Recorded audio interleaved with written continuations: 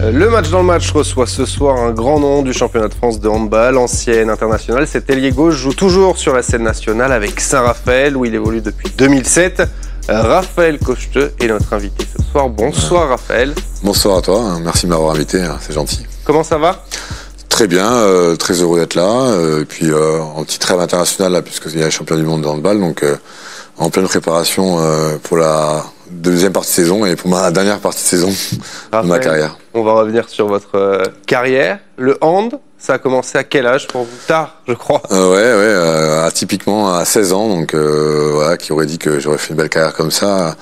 16 ans, je faisais du tir à l'arc, une salle de handball en dessous. Je découvre ce sport, je m'y inscris et un an plus tard, je me fais repérer par Patrice Canaillé, entraîneur de Montpellier, qui appelle mes parents et qui me dit on aimerait bien que tu intègres le centre d'information. Donc voilà, et puis après j'ai fait les étapes petit à petit en entraîneur, je me suis entraîné avec les pros, j'ai joué mes premiers matchs contre Saint-Raphaël en pro, en tant que pro. Donc comme quoi la boucle, la vie est bien faite et mes premiers buts contre l'entraîneur qui me recrute après. Et puis voilà, donc premier contrat pro Montpellier. Et j'atterris en 2007 en janvier 2007 à Saint-Raphaël où j'y suis maintenant depuis 18 ans, donc club de cœur maintenant. Vous parlez de hand, de tir à l'arc, il y a eu d'autres sports que vous avez pratiqués, gamin ? Oui, j'ai fait du foot, comme tous les gamins, beaucoup de foot, du basket, du judo. Mais bon, là où j'étais le plus doué, et déjà aussi par ma taille, le handball, je pense que ça a pris la place. Et assez rapidement, je me suis intéressé.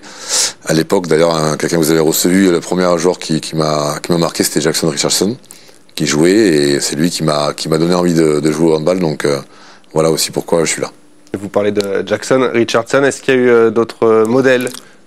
Après, oui. Des ailiers, peut-être ? Oui, des ailiers, j'ai eu des modèles. J'ai eu Greg Anctil, qui est un ancien joueur barjot aussi. Après, j'ai eu Michael Guigou. Et un autre joueur que vous connaissez, je pense pas que vous connaissez, c'est un joueur espagnol qui s'appelle Calman, qui était grand ailier comme moi, typique, qui jouait à l'époque à Ciudad Real, le club de Real Madrid, maintenant qui n'existe plus. C'était le club de Lucas Ballot aussi. Voilà, c'est ça. Et en fait, c'est un joueur qui m'a beaucoup inspiré dans ma carrière, parce qu'il était grand et ailier gauche comme moi, typique. Et à quel moment, vous, personnellement, vous avez senti que vous aviez les moyens, les capacités de devenir joueur pro de hand ? À la base, je pensais pas du tout vouloir être pro. C'est surtout. Il y a bien un moment où vous avez su.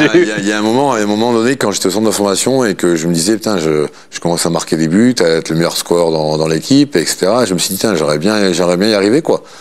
Et quand j'ai ce premier contrat pro à Montpellier, là, je me suis dit voilà, j'ai envie d'y arriver, mais je pense que l'étape où vraiment j'ai pris conscience pleinement de mon potentiel, c'est quand je suis arrivé à Saint-Raphaël. Parce qu'à Montpellier, j'étais jeune, étudiant, donc je faisais aussi un petit peu la fête. Et ça m'a desservi. Donc à l'époque, l'entraîneur me dit de partir dans notre club. Donc j'ai choisi Saint-Raphaël, j'avais un autre choix.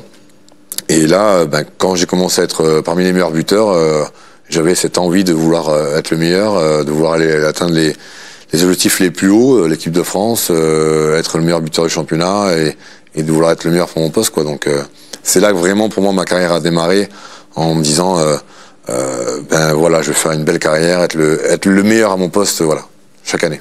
Vous parliez tout à l'heure de votre profil atypique, vous mesurez plus de 2 mètres, c'est grand, très grand pour un ailier. Est-ce que ça a été un frein parfois dans votre carrière ? Est-ce qu'il y a des entraîneurs ou des personnes qui vous ont dit vous êtes trop grand pour ce poste ? Je pense qu'au contraire, j'étais révélateur pour ce poste-là. Parce qu'à la base, les ailiers étaient des petits gabarits qui couraient très vite. Et en fait, le fait que j'étais une grand ailier qui était capable de défendre, ce qui permettait de faire souffler d'autres joueurs, les demi-centres notamment, à l'aile, à ma place. Donc du coup, ça a permis de faire une ouverture dans ce sport autrement. C'est-à-dire qu'avant, on prenait des petits ailiers, là maintenant, on a commencé à prendre des ailiers grands, comme maintenant, aujourd'hui, on voit Mathieu Gréby, qui est en équipe nationale. Donc voilà, je pense que j'étais précurseur de ce poste. Et au contraire, ça a été avantageux. Et à l'aile, c'est aussi avantageux quand on est grand. Pour contourner les gardiens, j'ai des grands segments, donc du coup, ça me permet de marquer des buts avec des petits angles qu'avant les ailiers assez petits étaient incapables de mettre. Est-ce que vous vous souvenez de votre tout premier match professionnel ? Je pense que oui. Oui, alors je te dis, c'est contre Saint-Raphaël. Voilà, c'est comme quoi le destin fait bien les choses. Et le gardien était Christian Gaudin, et qui est devenu mon premier entraîneur, qui m'a recruté. Donc voilà, c'était le destin, et j'en suis très fier. Voilà. Vous parliez de votre départ de Montpellier tout à l'heure. Vous êtes né à Montpellier, vous avez été formé à Montpellier. Ça a été dur en 2007 pour vous de quitter votre ville, tout simplement? Oui, bien sûr. J'ai les amis, la famille. Mais en fait, après prenant du recul, ça a été un mal pour un bien. Donc, je pense que Patrice, à ce moment-là, il fallait que je m'émancipe tout seul. Parte loin de ce côté un petit peu festif et que je prenne connaissance du métier, que maintenant c'est mon métier, joueur professionnel, c'est pas un hobby. Et c'est quand je suis arrivé à Saint-Raph que je me suis dit plus personne ne décidera de mon avenir. Alors donc c'est là que je me suis dit la remise en question, le travail, la persévérance, c'est ça maintenant qui fait que je suis un joueur professionnel et qui va durer quoi. Donc ça a été au contraire un très bon choix dans ma carrière. Certains joueurs vont te dire, quand on part du club qui les a formés, le prennent mal. Au contraire, pour moi, je pense que c'est bénéfique pour le joueur. Ça te permet de se retrouver seul dans son appartement, faire à manger, des choses que peut-être que j'avais pas l'habitude. Et au final, tu te retrouves en tant que personne et en tant que joueur et tu comprends pourquoi tu es là. Au départ, c'est dans le cadre d'un prêt que vous partez à Saint-Raphaël? Oui, c'est ça, le cadre d'un prêt d'un an. Janvier 2007? Voilà, qui s'est prolongé et derrière, j'étais joueur professionnel et puis j'ai eu l'occasion de partir plusieurs fois et alors il y a des cas où ça s'est pas fait, mais sinon l'herbe est pas forcément meilleure ailleurs et j'ai pu construire des belles choses avec ce club jusqu'à une finale de Coupe d'Europe. Donc du coup je restais 18 ans et ce sera ma dernière saison cette année. Quand vous arrivez à Saint-Raphaël, le club est encore en deuxième division, vous montez tout de suite. Tout de suite, vous vous dites je reste à Saint-Raphaël ou vous avez... Oui, bien sûr. Je suis arrivé, je me suis senti très bien. J'avais l'occasion de partir dans un club de Ligue 1 qui était à l'époque Ponto Kobo, qui était en première division. Et le choix était sur un club de deuxième division qui montait l'année d'après. J'étais quasiment sûr, ils avaient beaucoup de points d'avance. Et en fait, en termes de temps de jeu, j'allais être plus sollicité en D2, donc partir dans un club de D1. Donc j'ai fait le bon choix de ma carrière. Et on est monté rapidement. Et on avait un entraîneur assez directif, dictateur un petit peu, mais qui était très bien en tout cas pour moi et je pense que ça m'a beaucoup aidé et le club a bien évolué quoi. Vous avez déjà eu des contacts dans votre carrière pour aller à l'étranger? À l'étranger, oui, j'ai eu Barcelone qui m'avait contacté. Ça a failli se faire en fait. On était deux sur le poste avec un joueur et au final, je veux dire ça sans dire ça, j'avais un agent qui était un petit peu serbe et il y a un autre ailier gauche qui était serbe, donc du coup.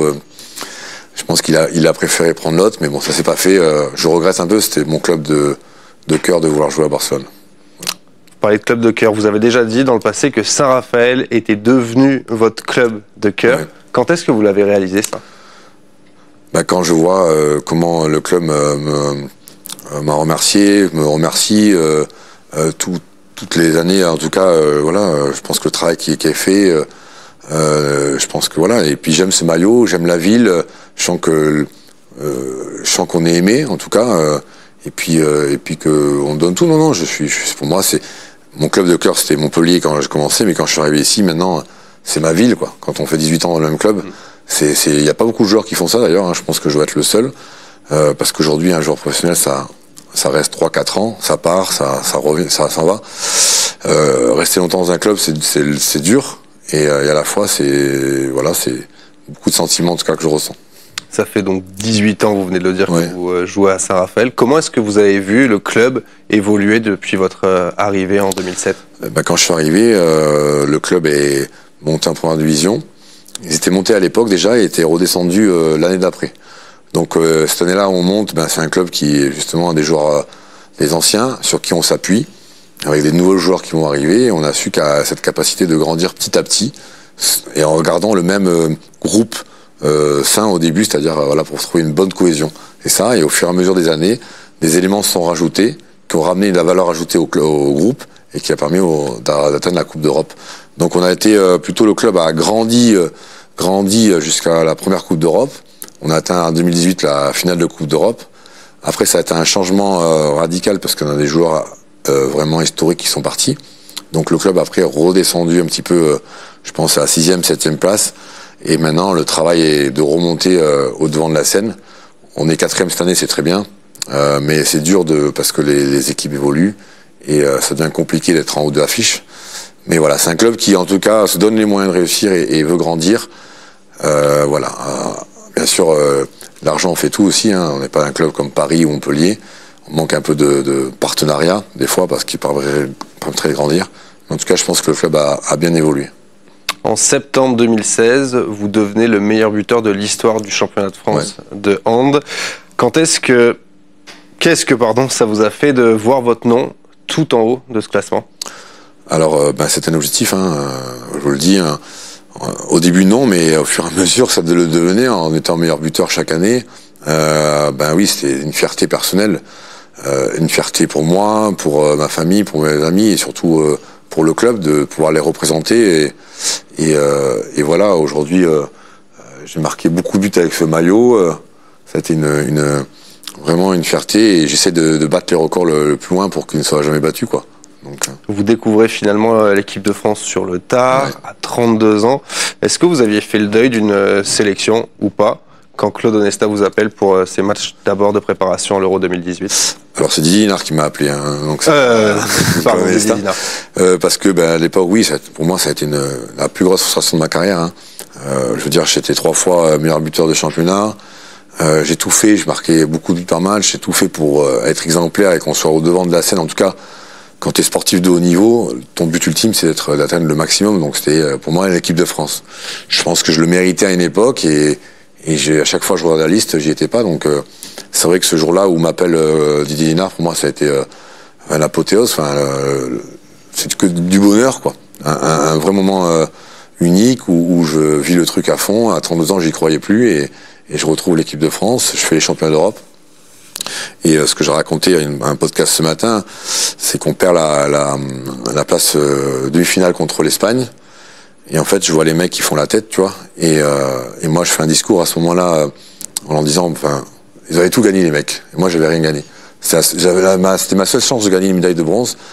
Et je vais les voir, je leur dis, les gars, moi, j'ai jamais rien gagné. C'est peut-être ma seule fois. Battez-vous encore 1 heure pour cette médaille, quoi. Et en fait, les mecs, on gagne la médaille de bronze et viennent me voir et me disent que celle-là est pour toi et que tu la mérites. Et donc c'est un beau message.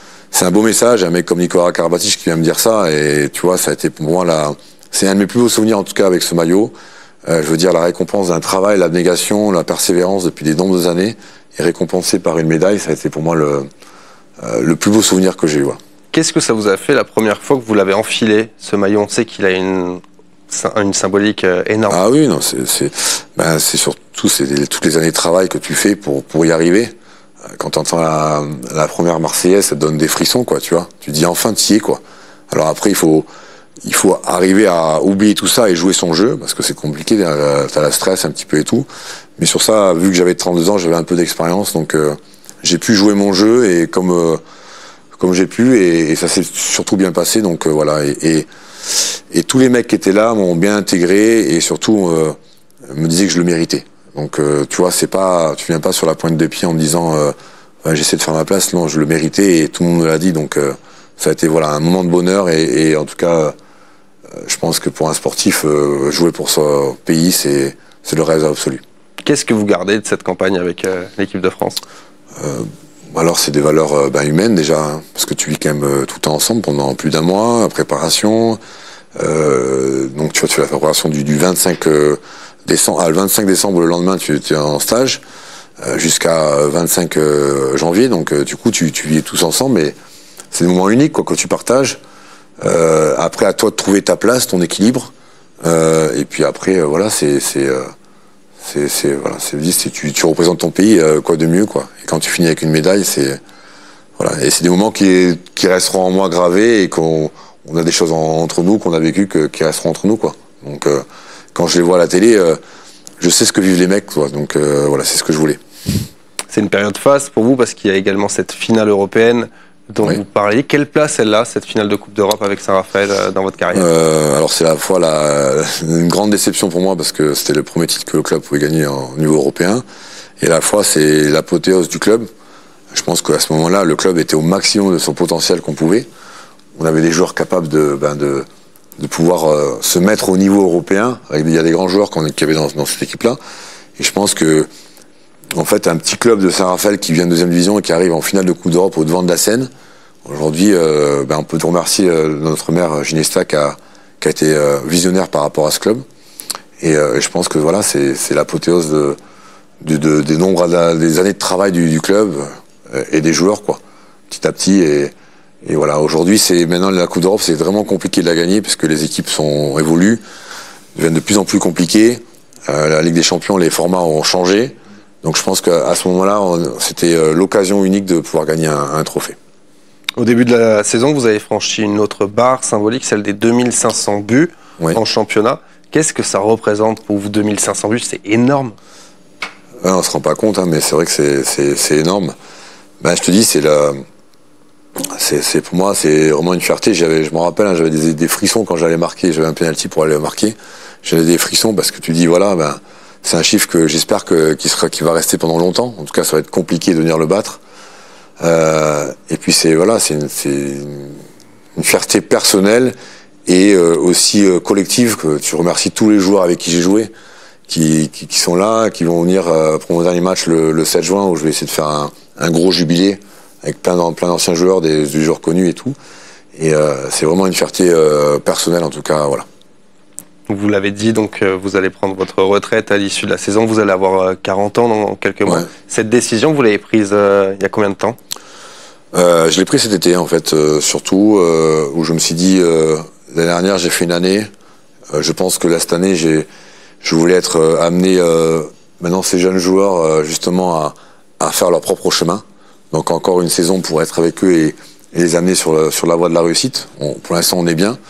Je pense que j'ai fait le tour du métier, 20 ans, j'ai atteint tous mes objectifs personnels que je voulais, équipe de France, finale de Coupe d'Europe, plein de belles choses. Donc aujourd'hui, je vais passer de l'autre côté maintenant, je vais essayer de reprendre le centre de formation, transmettre mes valeurs, transmettre mon savoir et maintenant à eux de créer leur propre chemin. Et j'espère qu'en tout cas, moi si je les amène sur la voie européenne l'année prochaine, parce qu'on est 4e et j'espère qu'on le restera, pour moi c'est la meilleure des sorties, voilà. Vous l'appréhendez, votre tout dernier match? Comment vous pensez l'aborder? Il y a beaucoup de sportifs qui parlent de petite mort. Ouais, j'ai lu l'interview de Nicolas Karabatic qui disait une petite mort.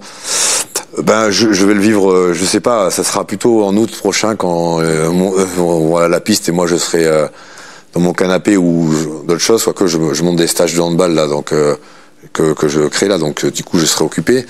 Mais en tout cas pour l'instant je suis positif.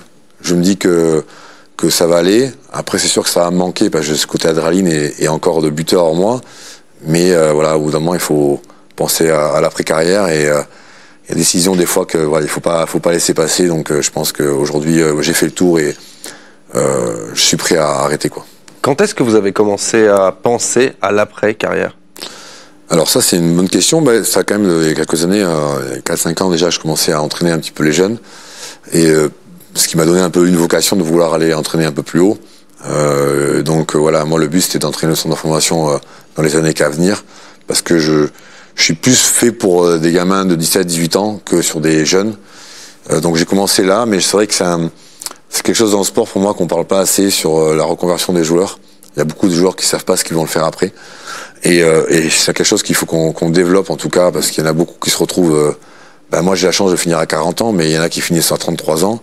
Et qui savent pas ce qu'ils vont faire après. Et donc je pense que c'est quelque chose auquel durant une carrière que les joueurs devraient commencer à se pencher.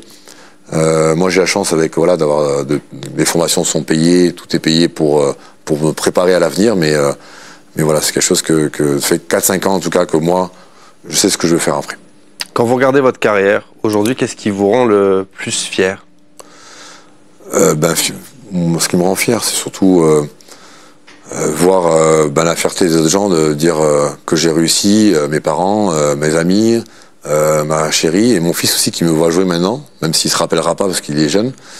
Voilà, c'est plutôt tout ça qui me rend fier et en fait quand aussi je passe dans les clubs et tous les clubs me remettent un maillot pour me dire félicitations pour ta carrière, je pense que ça veut dire que j'ai marqué mon sport et en tout cas le championnat et je retiendrai que du positif et merci plutôt le handball de m'avoir donné toutes ces valeurs, toutes ces rencontres. Voilà, je le remercie vraiment. Et moi, je vous remercie d'avoir été notre invité, Raphaël. Plein de bonnes choses pour les semaines à venir et puis pour cette fin de saison qui sera votre dernière. Ouais, on fêtera ça le 7 juin. En tout cas, il y a une belle fête de prévue pour ce dernier match avec le club. Et merci à vous de m'accueillir et on se donne rendez-vous bientôt. Rendez-vous est donc donné au 7 juin. Merci Raphaël Cochetet, merci à vous de nous avoir suivis. Le sport revient très très vite sur l'antenne de TV Monaco. Excellente soirée à toutes et à tous, salut.